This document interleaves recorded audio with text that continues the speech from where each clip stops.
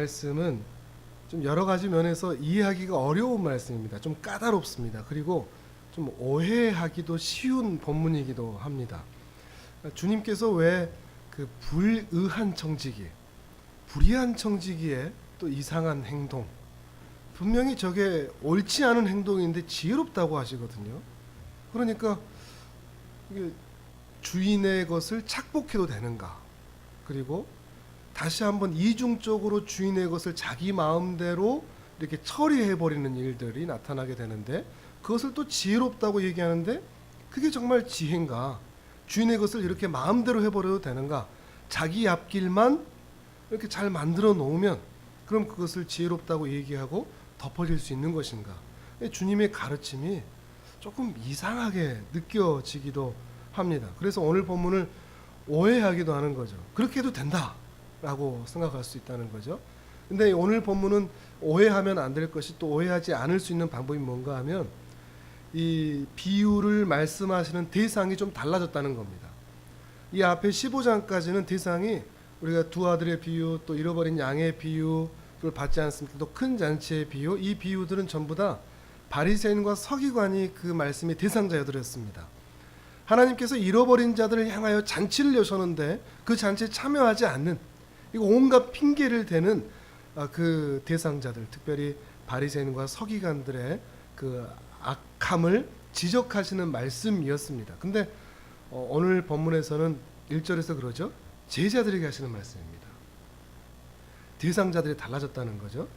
그런 사람들이 가득한, 하나님의 선하심을 알지 못하고 그 앞으로 나오지 못하는 사람들, 바리새인과 서기관들로 가득한 그 사람들이 사는 세상 가운데서 너희 제자들은 어떻게 살아야 되겠느냐라는 취지로 말씀하신 거죠.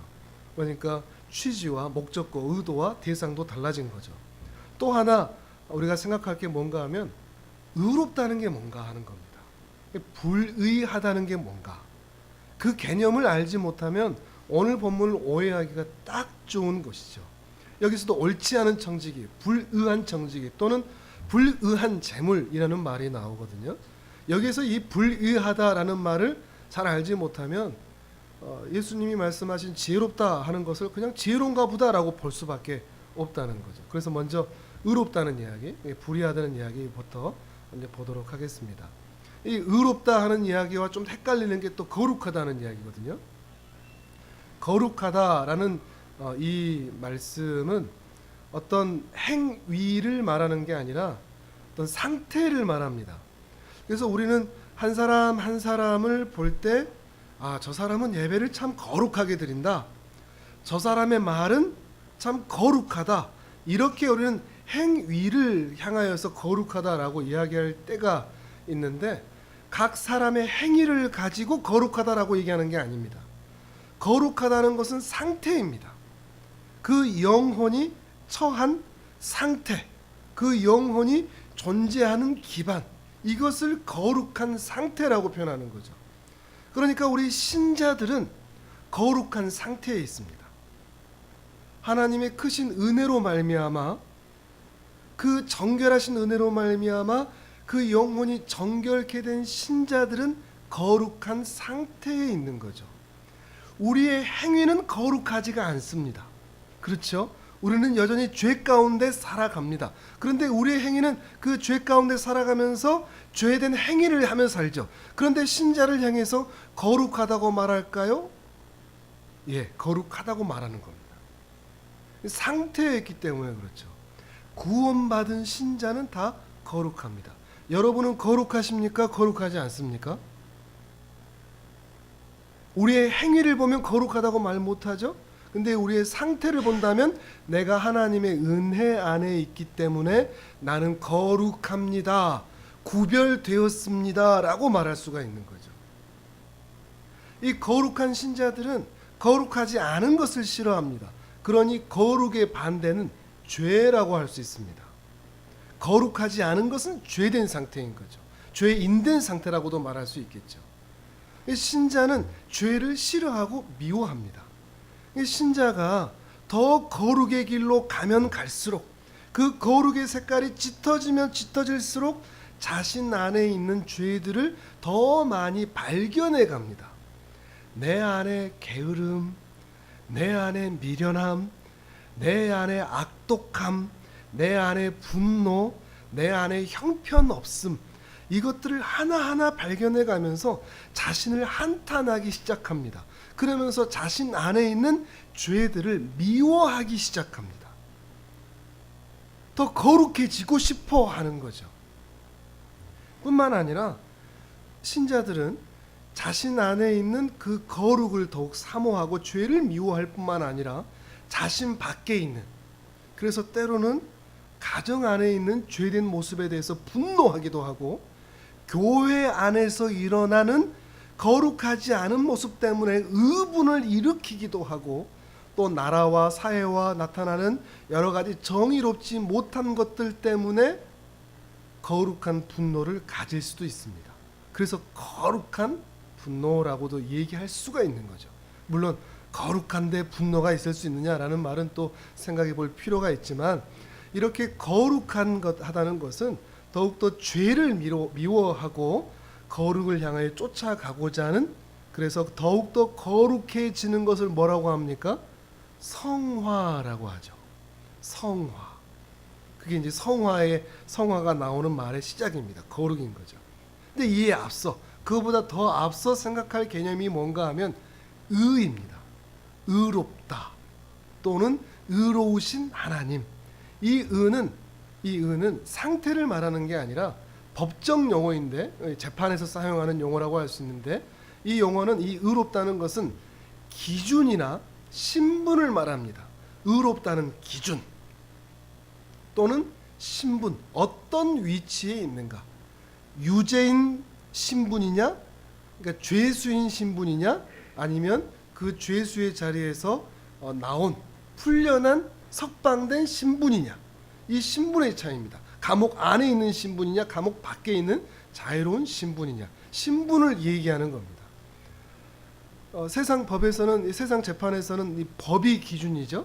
그래서 이 법에 의하여서 유죄와 무죄가 결정이 됩니다. 재판장이 법에 의하여서 유죄를 말하기도 하고 법에 의하여서 무죄를 말하기도 하죠. 하나님 나라 법정에서는 그 기준이 뭔가 하면 하나님의 의입니다. 하나님의 의, 하나님의 기준이죠. 하나님이 세워놓으신 기준입니다. 그 기준에 의하여서, 하나님의 기준에 의하여서, 하나님에 의하여서 죄가 있다고 판단되면 불의하다는 겁니다. 근데 하나님의 기준에서 죄가 없다고 판단되면 의롭다 하는 것입니다. 좀 다르죠? 거룩하다는 개념하고. 하나님께서 하나님의 기준에 의해서, 하나님의 의는 어디에 나타나 있을까요? 성경에 기록되어 있죠. 성경의 하나님의 말씀을 우리가 종합해서 보면서, 아, 하나님의 기준이 이것이구나 하는 것을 확인하는 거죠. 세상 법이나 또는 세상의 상식과 하나님의 의가 꼭 같지는 않습니다. 하나님의 의는 반드시 성경의 기준에 의해서만 확인해 볼 수가 있는 것이죠. 그 기준에 의하여서 우리가 의롭다는 것과 불의하다는 것이 나타나 있는 거죠. 우리는 모두 어디에 있었을까요? 율법에 의하여서 불의한 자리에 있었습니다. 그리고 불의한 자리에 있었기 때문에 날마다 불의한 자리로 나아갑니다. 하나님의 기준에 충족하지 않은, 또 마찬가지로 게으르고 부족하고 연약하고 미련하고 하나님의 뜻대로 하기 싫어하고 예배 드리기를 원하지 않고 하나님의 말씀대로 살기를 원하지 않고 내 마음대로 살고 싶어하는 그 상태로 가 있죠. 근데 하나님께서는, 너무나 거룩하신 의로우신 하나님께서는 이 거룩한 상태에 있던 죄인들을 의로운 상태로 데리고 오기를 원하셨습니다. 이게 구원이죠. 하나님의 구원의 뜻이고 계획이죠. 하나님께서는 원하시는 거죠. 근데 다만 우리의 마음은 계속 불의한 상태에 있기를 원합니다. 하나님께서 우리를 의로운 상태, 구원의 상태로 데리고 가기를 원하시지만 우리는 그것을 거부하죠. 그래서 우리 안에 싸움이 있는 겁니다. 갈등이 있는 거고요. 갈까 말까, 할까 말까, 사랑할까 미워할까, 순종할까 불순종할까, 이 싸움들이 계속 있는 거죠. 하나님께서는 계속해서 우리를 의로운 자리로 데리고 오기를 기뻐하시는 것입니다. 하나님께서는 이렇게 우리가 불의한 세상, 이 세상은 불의한 세상이거든요. 그 불의한 세상에서 건져내어 의로운 자리로 데리고 가기를 기뻐하시는 것이죠. 그곳에서 더 이상 죄를 쫓아가지 않고 거룩하게 성화의 길을 걸어가며 살아가는 것이죠. 이 의에 의하여서 생겨나는 말이 칭의입니다. 칭의, 의롭다고 칭하는 것이죠. 칭의가 먼저겠죠. 그리고 나서 거룩의 길로 나아가는 것입니다. 이런 개념들을 약간이라도 생각을 하고서 오늘 말씀을 보면 불의한 청지기 그러면 어디에 머물러 있는 사람이라는 것이겠습니까? 불의한 세상에서 불의한 방법으로 살아가는 사람인 것을 말하는 겁니다. 우리는 지혜롭다라는 그 평가 때문에 이 사람 괜찮은 사람 아닐까 생각할 수가 있죠. 근데 이 불의하다라는 것을 먼저 생각하면 이 사람은 불의한 세상에서 불의한 방법으로 살아가는 불신자의 전형이구나 하는 것을 금세 알 수가 있는 거죠. 하나님의 기준에 차지 못하는 사람이라는 것입니다. 8절의 말씀을 한번 읽어볼까요? 8절 시작. 주인이 이 옳지 않은 청지기가 이를 지혜 있게 하였으므로 칭찬하였으니 이 세대의 아들들이 자기 시대에 있어서는 빛의 아들들보다 더 지혜로움이니라. 아멘. 말씀드렸듯이 이 옳지 않다, 불의하다라는 말은 하나님의 기준에 차지 못하는 사람이라는 거죠. 그러니 이 불의한 자를 향해 지혜롭다고 하신 것은 일견 보기에는 칭찬하는 것처럼 보이지만 뒤이어 나오는 이 세대의 아들이 자기 시대에 있어서는 지혜롭다. 이게 무슨 말이겠습니까? 불의한 세상에서 불의한 사람들이 말하는 지혜라는 거죠. 그들의 지혜, 불의한 지혜, 순결하고 정결한 하나님 나라의 지혜가 아니라 불의한 사람들의 지혜라는 것을 말하고 있는 것입니다. 빛의 아들들이 결코 사모해서는 안 될 것, 불의한 사람들이 쫓아가는 부패하고 타락한 지혜라는 것을 말하는 것입니다. 근데 이 불의한 사람에게 큰 일이 생겼습니다. 자신이 그동안 불의하게 살아온 것이 탄로가 난 거죠. 주인에게 말이죠. 그래서 그 주인에게 자기가 불의하게 행동한 것을 다 갚아야 할 처지가 된 것입니다. 본문을 또 읽어봅니다. 1절 2절입니다. 시작. 또한 제자들에게 이르시되 어떤 부자에게 청지기가 있는데 그가 주인의 소유를 낭비한다는 말이 그 주인에게 들린지라. 주인이 그를 불러 이르되 내가 내게 대하여 들은 이 말이 어찌 됨이냐. 내가 보던 일을 셈하라. 청지기 직무를 계속하지 못하리라 하니. 아멘. 불의한 자들이 살아가는 방법 가운데 살아가다가 청지기를 더 이상 할 수 없이 셈할 때를 이 사람이 만난 거죠. 우리에게도 분명히 확인하는 거죠. 언젠가 우리도 셈할 때가 온다. 청지기로서 우리가 반드시 결산할 때가 온다. 우리의 환경과 상황과 재능과 재물, 주께서 우리에게 맡기신 것을 가지고 너희는 왜 그때 그렇게 정직하고 근면하고 절제하며 인내하며 충성하며 순종하며 사랑하며 살지 않았느냐라고 하는 것을 셈할 때가 반드시 온다는 것을 말하고 있습니다. 그리고 이 불의한 청지기가 이제 이때가 닥쳤다면, 이제 그때가 온다는 것을 안다면 불의한 청지기가 어떻게 해야 되겠습니까? 우리 기준으로 보면 주인에게 무릎 꿇고 빌어야죠. 그러겠죠? 그리고 그 주인에게 제가 이렇게 불의한 행동을 했습니다. 제가 주인의 것을 착복했습니다. 어떻게 하면 저를 용서해 주시겠습니까? 사정을 말하고 하소연을 해야 될 것입니다. 근데 이 사람이 하는 행동을 보십시오. 불의한 세상에서 불의한 사람들이 하는 방법 그대로 합니다. 어처구니 없는 행동을 하는 거죠. 주인에게 이중으로 손해를 끼치는 일을 하고자 하는 것입니다. 3절과 4절을 읽습니다. 시작. 청지기가 속으로 이르되 주인이 내 직분을 빼앗으니 내가 무엇을 할까? 땅을 파자니 힘이 없고 빌어먹자니 비끄럽구나. 내가 할 일을 알았도다. 이렇게 하면 직분을 빼앗긴 후에 사람들이 나를 자기 집으로 영접하리라 하고. 아멘. 이제 셈할 때가 다가오니까 나 부끄럽다. 이제 내가 어떻게 할까? 알았다. 이렇게 하면 되겠다. 이렇게 하면 뭐가 보장된다? 내 앞으로 살 게 보장된다. 무슨 말일까요? 자기 살 궁리만 하는 거죠. 맞죠?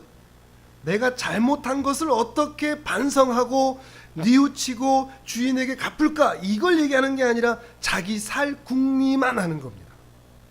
5절에서 그러죠. 그 주인, 그 사람들 한 사람 한 사람 다 불러가지고 너 주인한테 빚 얼마 졌어? 그러니까 6절에 기름 100말, 그러니까 증서 가지고 와. 그리고 50이라고 써. 내가 고맙지. 이렇게 하는 거죠. 7절에도 그렇죠. 너는 얼마 빚졌어? 밀 100석. 여기 증서에다가 80이라고 써. 너 내가 고맙지. 다음에 내가 힘들 때 빚 갚어. 이런 의미인 거죠. 이 방법은 어떤 방법입니까? 하나님 나라의 방법인가요? 그지 말할 것도 없죠. 세상적인 방법이죠. 만약에 세상 사람들이 이렇게 했다면, 우리 주위에서 누군가 이렇게 했다면, 그래 주인의 거 신경 쓸 거 없어. 사장님 거 신경 쓸 거 없어. 너 돈 빌렸지? 그 돈 빌린 거 신경 쓸 거 없어. 안 갚아도 돼. 너만 잘 살면 되지. 이 말 하는 거하고 똑같은 거죠. 네 앞가림만 해. 돈 갚지 마. 네 마음대로 살아. 네가 원하는 대로 살아. 네 빌려준 건 빌려준 거고, 그 사람들이 손해가 또 가든 말든 신경 쓰지 말고 너 원하는 대로 살아. 이게 세상의 지혜인 거죠. 세상은 그렇습니다. 늘 자기 중심입니다. 신자들의 삶은 그렇지 않죠. 그러나 불신자들의 삶, 불의한 세상에서 불의한 사람들이 사는 방식은 다른 사람의 손해나 이익은 관심 없습니다. 나만 잘 살면 되는 거죠. 나 살 궁리만 하면 된다고 생각하면서 살아가는 거죠. 이건 거룩하지 않습니다. 불의한 세상에서 불의한 사람들이 살아가는 방법이지, 신자들이 살아가야 할 거룩한 삶의 자세가 결코 아니라는 거죠. 그런데 주님께서는 이 예를 말씀하신 이후에 조금 뜻밖의 말씀을 하십니다. 이 불의한 재물로 친구를 사귀라, 이렇게 말씀을 하시니까 그렇습니다. 9절과 10절과 11절을 또 읽어봅니다. 시작. 내가 너희에게 말하노니 불의의 재물로 친구를 사귀라. 그리하면 그 재물이 없어질 때 그들이 너희를 영주할 처소로 영접하리라. 지극히 작은 것에 충성된 자는 큰 것에도 충성되고, 지극히 작은 것에 불의한 자는 큰 것에도 불의하니라. 너희가 만일 불의한 재물에도 충성하지 아니하면 누가 참된 것으로 너희에게 맡기겠느냐. 아멘. 여기서 불의한 재물이라는 게 뭘까요? 불의한 세상에서 불의한 세상에서 살아가는 사람들이 일시적으로나 부분적으로나 소유하게 되는 그 모든 것들을 얘기합니다. 이 세상에 존재하는 사실 모든 것들이겠죠.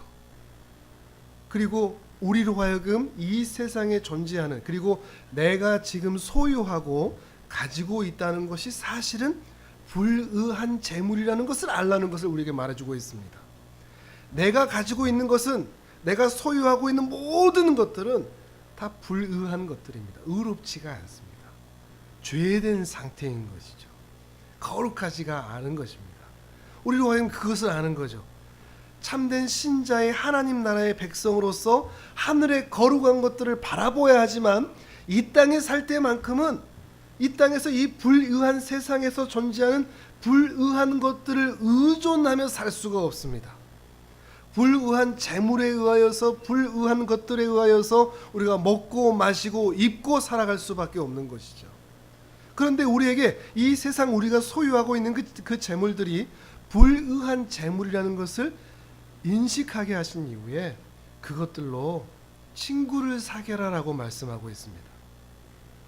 바로 앞에 나온 그 예를 들면서 불의한 세상에서 불의한 재물로 자기 방식대로 언젠가 셈할 것을 생각하며 자기 방식대로의 지혜롭게 행동하는데, 너희 신자는, 저 하늘을 바라보는 너희 신자는 언젠가 우리에게 임할 영원한 그 날을 바라보면서 저 세상 사람들보다 더 지혜롭게 살아야 되지 않겠느냐.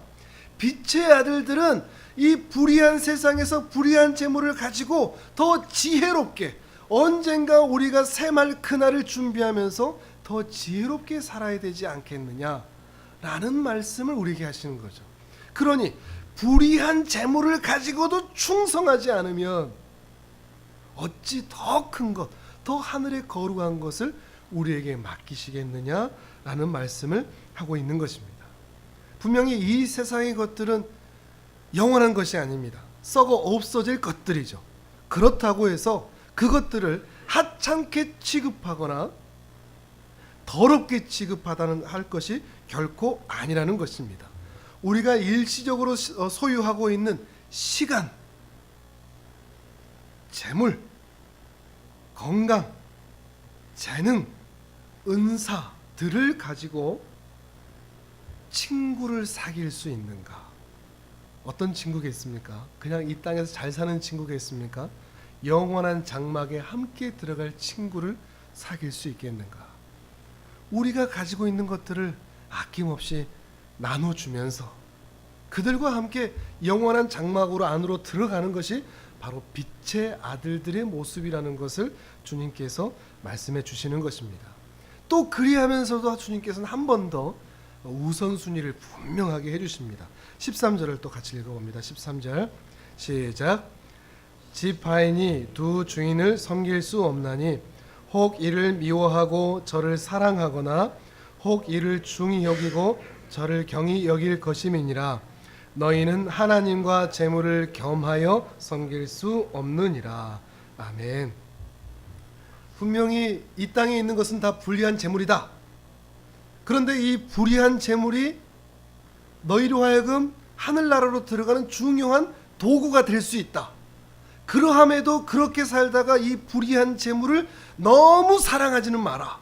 이런 말씀인 거죠. 하나님과 재물을 겸하여 섬길 수 없다는 것을 알고 이 재물이 너희로 하여금 천국으로 들어가는 소중한 도구는 될 것이나 그것을 너무 사랑하지는 마라. 하나님을 더 깊이 사랑할 수 있는 너희가 될 것을 주께서는 말씀하고 있는 것입니다. 우리가 알듯이 세상 사람들도 참 열심히 삽니다. 그렇죠? 세상 사람들도 정말 근면하게 삽니다. 열심히 삽니다. 바르게 살려고 하고 나누고 살려고 애를 씁니다. 구원의 은혜를 누리지 못하는 불의한 세상에서 불의한 방법으로 열심히 사는 그들도 저렇게 열심히 사는데 저 하늘을 소유한 빛의 아들들, 너희는 더 지혜롭게 살아야 되지 않겠느냐 하는 말씀이 오늘 말씀의 핵심인 것이죠. 잠언 말씀에 보면 개미는 장차 올 겨울을 안다고 했습니다. 장차 겨울이 올 줄을 알고 여름에 열심히 일한다고 했습니다. 우리 인생을 향한 그대로의 말씀이죠. 우리 인생에 반드시 겨울이 옵니다. 샘할 때가 옵니다. 그 샘할 때를 아는 자는 오늘을 열심히 사는 것입니다. 그게 하늘의 지혜에 있는 것이죠. 세상 사람들도 그렇게 살 것인데 너희는 어떻게 살 것이냐, 우리에게 반문하고 있는 말씀이라 할 수 있을 것입니다. 오늘 말씀을 기억하면서 힘이 있는 이때, 하나님께서 무엇인가라도 주신 이때 최선을 다하여 살면서 그 불의한 재물들로 많은 친구들을 사귀어서 언젠가 우리에게 예비된 그 영원한 처소에 반드시 들어가시는 우리 모든 성도님들 되시기를 주님의 이름으로 축복합니다.